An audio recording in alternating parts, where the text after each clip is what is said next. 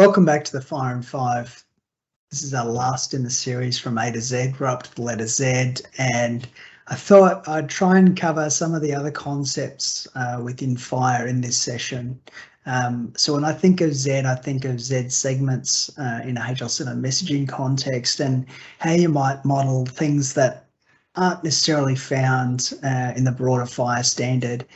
So things like extensions, which we have covered when we got to letter E, but also things like questionnaire response and the basic resource. Okay, first things first.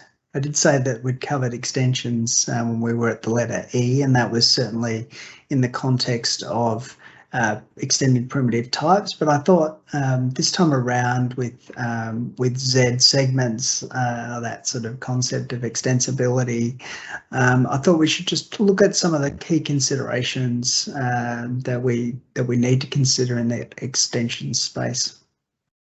First thing is that extensions can have a complex structure if you want them to. So you can have child extensions, and we'll look at an example in a minute that does just that. You need to make sure that you use a URL to define your extension. The reason for that is that if someone's consuming your extension, they need to know what it's all about. So give them a URL that defines what this thing's about, documents it, and provides the ability for someone to consume that information that you've done all the hard work to create. And certainly if you're using an extension that already exists, hopefully it's got a nicely defined URL with some documentation around it, which gives you an idea of what you're doing with this particular extension. We did talk about JSON representation of extensions with that underscore, so certainly look for that when you're using those primitive extensions. Modifier extensions. So there are fields within FHIR that are modifiers. So status is a really good example of a modifier in that there might be a particular resource that has a status of cancelled or deleted or inactive or draft. And those statuses change the meaning of the resource that's being described. So if I've got an encounter that's been cancelled, that's got a very different understanding than a completed or an in-progress encounter. And so when we think about a particular status that's changing the behaviour, and depending on how you're consuming that particular resource, you might want to do something different in your application. You might want to strike it out. You might want to display it in bold or italics. Depends on the particular status. Extensions can also have a modifier behavior to them. So someone that's consuming your extension needs to know that this particular extension has a modifier behavior to it. So we can certainly describe that in a FHIR context, and it's important that you do that. The really important thing about extensions, when we think about reuse and reusability, we should really consume somebody else's extension if it's going to do the same, it's going to be for the same purpose. So always look for somebody else's extension before you go off and create your own. So always look internationally, also look locally, nationally, regionally if you're working in a regional space, and also look for the same discipline. So if you're doing work in the cancer space, is there a specific cancer extension that you can use for your particular scenario to save you recreating something that's already come before?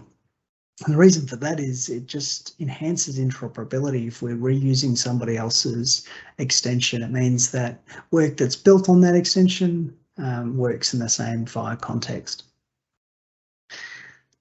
You can also create your own custom search parameters. So if there was an extension that you've created, you can create a search parameter and define it within the search parameter resource that relates to being able to search for information in that particular extension.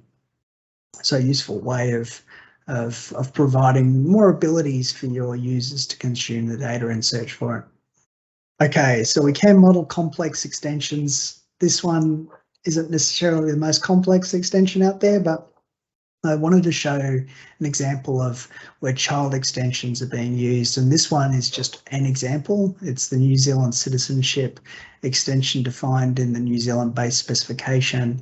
It's got two child components, so a status and a source. But you can see the extension at the bottom there. So this is the New Zealand citizenship extension, and there's the URL to go off and find more information about it. It's got those two child parts, so they're defined as sub-extensions within this broader extension itself. So you can really model out quite a complex structure with that sort of hierarchical view of extensions and then child extensions. The key thing about an extension is that it's got a URL that defines it and hopefully documents it really nicely around how we can interoperate with this object. And then you'll have a value. It can be a value string, a value codable concept, you know, the various data types that FHIR supports, or it can be another extension. So in that case of a child extension, we can have that pace there. So two other concepts that we should think about when we think about extending out the FHIR standard and specification. One is the basic resource, and the second one's about questionnaires and questionnaire responses.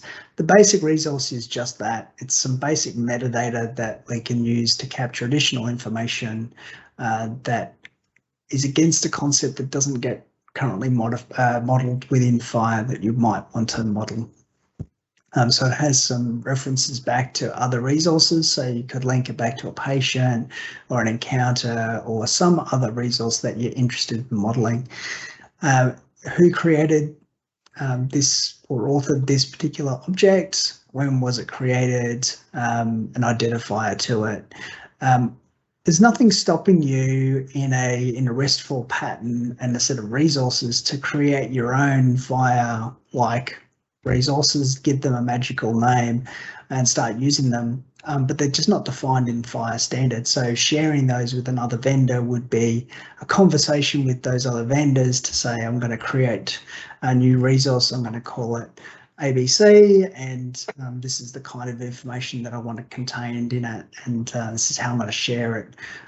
So that's certainly not FHIR conformant. So if you went and did that, you'd be developing a JSON or an XML API that has some HL7 FHIR-like structure to it, but it's certainly not FHIR. The advantage of using something like the basic resource is that it exists in the schema. It exists in the XSDs and the schematron, so you can validate your implementation against that, which is really good. And it means that you could then share it with other organizations, other vendors that can consume the basic resource. Questionnaires and questionnaire responses are really good for modeling the variety of forms that get captured in a healthcare context. So things like assessment forms, you know, community assessments, mental health assessments, all can be modeled in that sort of questionnaire based structure. So a great way of capturing additional information that you might want to capture that's kind of a dynamic in a structure. Thanks for following my HL7 on FHIR series, FHIR and 5. I hope you've learned something along the way. If you do want to know anything more about HL7 FHIR or the Digital Connect for Health platform, or DC4H, which is underpinned by HL7 FHIR, please reach out to me at Dedalus or any of the Dedalus team, and we're happy to take you through how DC4H can solve real-world interoperability problems.